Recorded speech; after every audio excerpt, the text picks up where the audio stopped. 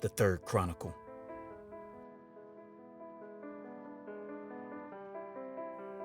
Episode 2. Oh, Bring Them Back, the Langford brothers. This is the story of two brothers who began as prize fighters, whose lives took them down different paths.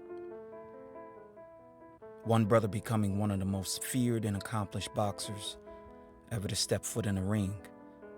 The other chose another path, another opponent, a different fight, one not of flesh and blood, but against the darkness of this world, and became a warrior for the faith of Jesus Christ in the fight of good versus evil.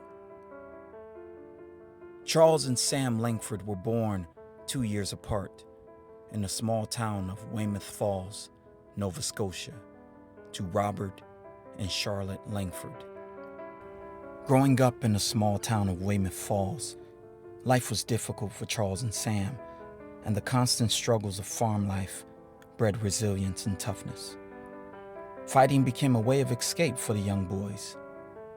Both Charles and Sam began in the amateur ranks as prize fighters, but as they grew older, their paths took different directions.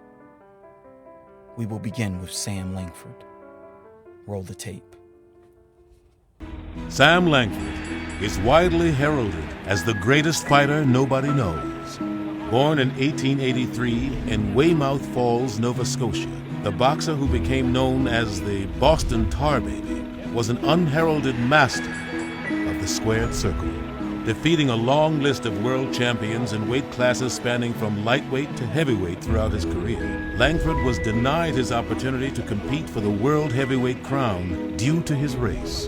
Instead, Langford would have to settle for 5 separate reigns as world colored heavyweight champion, accumulating a professional record of 180, 29, and 39. Langford is regarded by most boxing pundits as one of the greatest pound-for-pound boxers of all time. This Black History Month, we salute the greatest boxer never to win a world title, Sam Langford.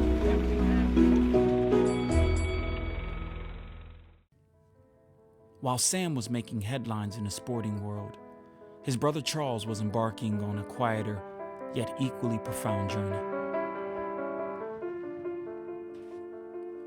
Charles was ordained to the gospel ministry of the Church of God and Saints of Christ on September 1st, 1906.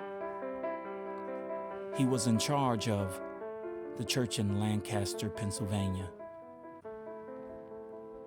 Following after the teachings of Prophet William Saunders Crowdy, Langford taught on subjects such as the earth is stationary and that the sun does move.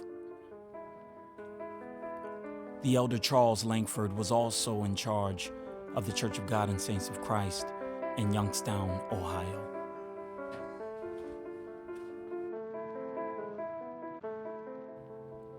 Charles's last days were spent in Wheeling, West Virginia, where he died on June 8th, 1942. It is not known what became of the relationship between Sam and Charles Langford after they left Weymouth Falls. But in the end, the two brothers were two sides of the same warrior coin. They both fought with everything they had. Sam fought with his body, pushing it to its absolute limits for glory and survival. Charles fought with his faith, dedicating his entire being to the service of God. One was king of the ring, feared and respected. The other was a shepherd of the flock, loved and revered. Though their arenas were different, their courage was the same. They both were champions, warriors in their own way, who left a lasting mark on the world.